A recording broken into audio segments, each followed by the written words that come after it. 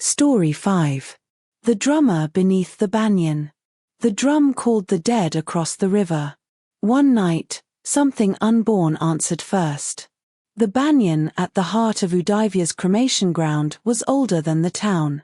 Its hanging roots had descended over centuries, thickening into trunks until the tree became a wooden cathedral. Every dead person in Udaivya had burned beneath its shade. Their ash fed its roots. The roots held the soil. The soil held the town. Old arrangements are dangerous because everyone forgets they were once bargains. Karna's family had drummed for funerals for 7 generations. His grandfather called the drum a bridge. Each beat laid one plank across the river between the living and the dead. Without the rhythm, the soul wandered. With it, the soul crossed. Karna believed this because the dead believed it. He could feel them whenever he played. A soft pressure in the fog. A loosening in the air. A shape leaving grief behind. Then the bodies stopped arriving. One death first. An old woman. Her family washed her, wrapped her, placed flowers beside her head. By dawn, the body was gone. No tracks. No torn cloth. Only the hollow impression of her form in the bedding. Then a child. Then a hunter. Then 6 in 1 week. By the 30th night, every person who died in Udaivya vanished before funeral fire could touch them. The town began to change. Milk soured before sunrise. Dogs refused to cross the cremation ground.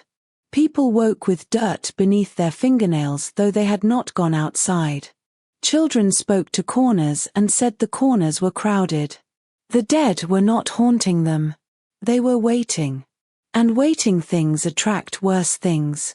Karna sat beneath the banyan with his father's drum across his knees. Goat skin stretched over clay. Sinew bindings. A rim darkened by the oil of 7 generations of hands. He should not play without a body. Every drummer knew that. A bridge built without knowing who must cross can be used by anything. But the pressure in the fog had become unbearable. The dead pressed against him from all sides. Not angry. Lost. Karna placed his palms on the drum. He played the crossing rhythm. Slow. Measured. A beat like a footstep on wet stone. The fog moved. Shapes formed beyond the banyan roots.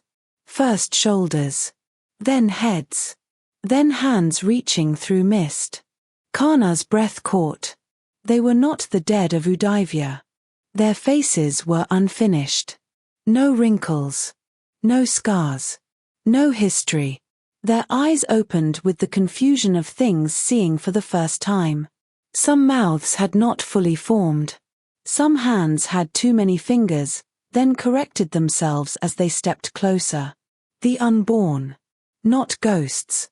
Not souls. Possibilities. Lives that had not yet found bodies. People waiting in the dark before existence, starved for one thing, a rhythm to become real. Karna stopped drumming. The shapes froze mid-step. Their half-made eyes remained fixed on his hands. From the fog behind them came another sound. A muffled knocking. Like fists against a closed door. Then voices. The vanished dead. They were trapped behind the unborn, caught in the between place where things waited before they lived. The dead could not cross because the unborn crowded the bridge before it was built. Karna understood the old warning too late. If he played the death rhythm, the dead might cross. If he played long enough, the unborn would come with them. And the unborn needed a heartbeat. His. He played. But not the funeral rhythm alone. He added the birth rhythm, the forbidden pattern his grandfather had taught him once and ordered him never to use. A rhythm played when a newborn takes its first breath. A rhythm that opens a door inward instead of outward. Birth and death met beneath the banyan. The fog split. The vanished dead stumbled through first. Old woman. Child. Hunter.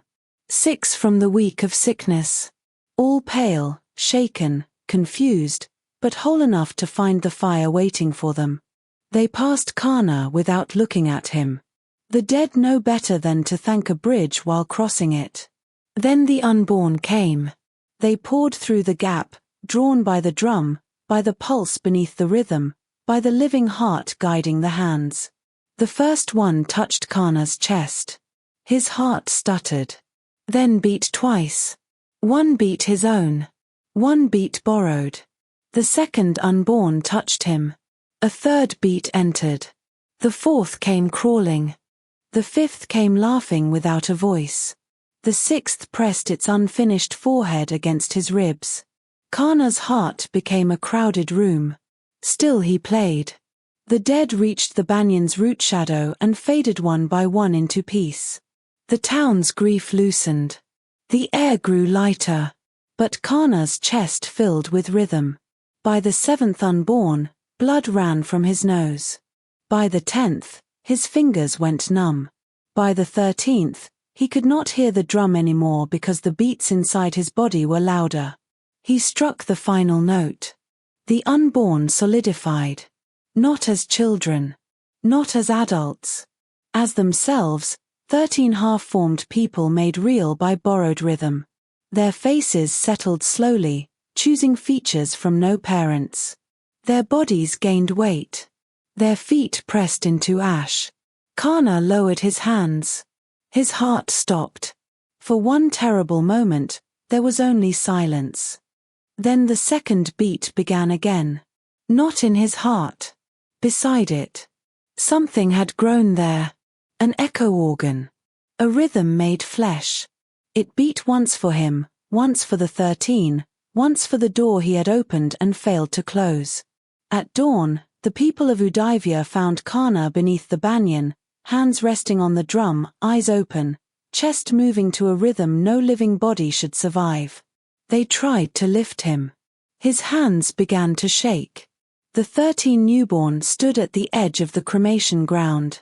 They did not speak. They did not threaten. They simply watched with the calm hunger of lives that had been given a heartbeat and knew exactly who it belonged to. Karna understood then that he could never stop. The rhythm kept the newborn real. The echo kept him alive. If the drum fell silent, the 13 would collapse back into the between place, and the second beat in his chest would stop with them. So Karna drums. For funerals. For births. For the fog. For the thing beside his heart. His beard grows long. His skin thins. His eyes drift further each year toward the places only the dead and unborn can see. And under the banyan, the roots pulse faintly with every beat. The town says the drummer keeps the dead crossing. That is only partly true. He drums to keep himself alive, and the second heart inside him drums back, waiting for the day it no longer needs his hands.